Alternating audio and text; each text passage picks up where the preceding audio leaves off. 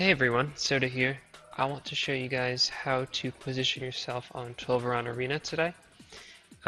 This is one of those weird maps where there's two distinct styles of playing where you can either be defensive or offensive, and it's all depending on how your team wants to play and who you're fighting, but let me get started.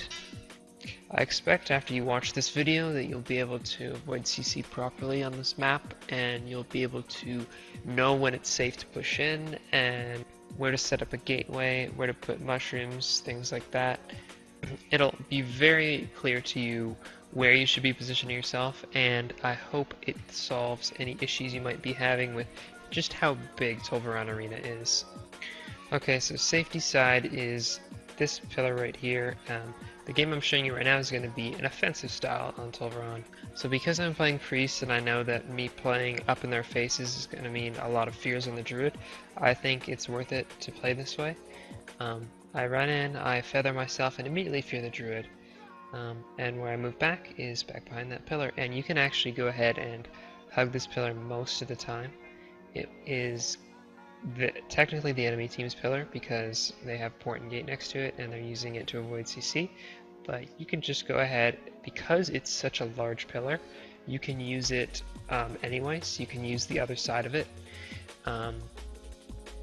And this is advantageous, particularly as a priest. I wouldn't recommend doing this as much as, or at all, if you're a Resto Shaman or a Holy Paladin.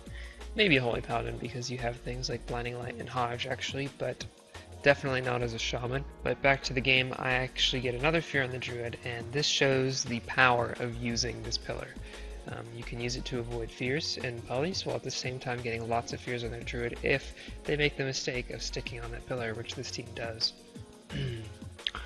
Okay, so let's take another look at this map with a little bit more of a defensive style. If the other team has, a fire mage that can DB you, a warlock that can howl you, and your fears aren't going to be as rewarding as it would be against something like a druid, you're going to be forced to stay near a pillar, especially because in this clip I'm a resto druid, and that means me being in melee range isn't as valuable as it would be on my priest. So I'm actually just hugging this pillar, and you'll notice we got a gateway from our pillar to the right side of their pillar. This is pretty good for when you want to chase them, or if you're pushed in for CC and you want to get out really quick.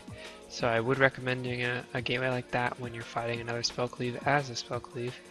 But what you're watching right now is boring, but required for fighting other spell cleaves on Tolvaron.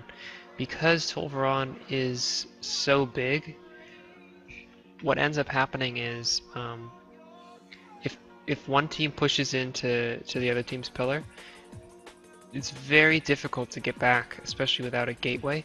So once you push, you're sort of all in, you're committing completely to a kill, and that can actually, lead to you losing, and can often hurt you more than it helps you. So what ends up happening is this stalemate that you see here, and there's not much you can do about it because once you do push in and get CC'd, it's going to cause you to lose. But on Tolvaron, what you can do is wait until you have an opportunity to do some damage, get a kill maybe with Ascendance or Demon Soul, and then use your defensives to stay offensive, and you can try to use their pillar. So right now I went Treeform to deal with their Demon Soul, so this might be a good time for me to push in.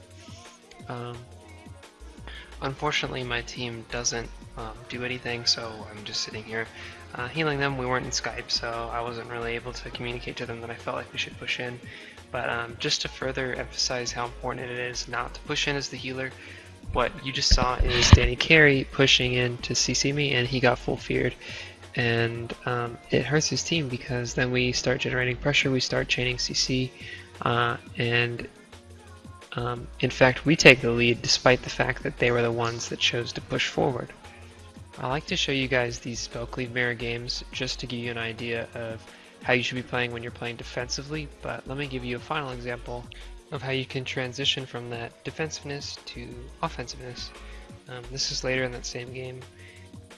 We've sort of got pressure on their mage, and I probably was getting sick of just sitting back, keeping up life blooms. And I push in and I go for a CC.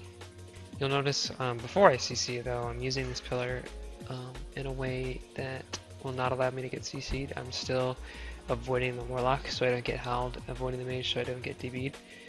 We almost one-shot the Mage there, and this is when I do decide to CC someone. I go for a bash on the Monk, but I end up getting incapped and feared. And this is once again the negatives of pushing in. But it must be done because sometimes you just can't score a kill without getting cyclones and bashes off. It's a sad reality. But anyways, let me give you one more game on Tolvaron that's a little bit more dynamic that'll allow you to see what it's like when you're chasing people around pillars and such. So outside of just hugging pillars and avoiding CC, you also will be... Oh wow, I'm surprised I didn't death that Palm Poly, I'm pissed. You can also use this middle pillar, especially if your team's pushing in. So what my team's doing right now is we're pushing in really hard. I'm playing Beastcleave, and that means we're just trying to run in and do damage. The other team decides to counter pressure us, but it's kind of okay because we're able to live through it, luckily, without me using many cooldowns. And my Shaman pops Ascendance on the Mage, and now I'm pushing in.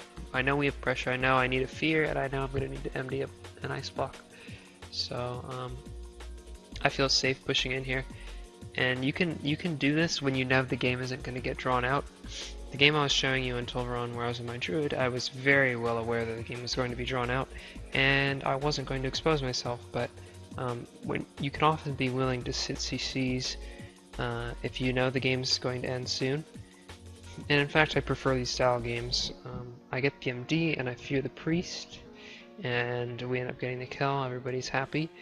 And you'll notice I started at the middle right pillar that game, right? That can be your starting platform if your team wants to play on top of the other team's pillar. And if you're playing high pressure comp, definitely do this. Make use of that middle pillar, and you can transition into the enemy team's pillar. Because Tolvaron pillars are so big, it allows you to play this way. But that concludes my video on positioning on Tolvaron Arena. I want you to be aware that the pillars are very large, the map is very large, and as a result, it's going to be a different style than the Grand. Oftentimes you're going to be stuck at your big pillar, especially if it's a range team versus a range team, but always remember you can use the enemy team's pillar because it's such a damn big pillar. You can be standing behind it, and that's where you can launch off your CCs, and you can use it to avoid CC as well. There isn't very much else to say about this map, just be aware that standing out in the very middle of the map can be hurtful because the map is so big. And don't treat it just like Nagrand. So, good luck on Tolvaron. I hope that this video helped you in some way, and have a nice day.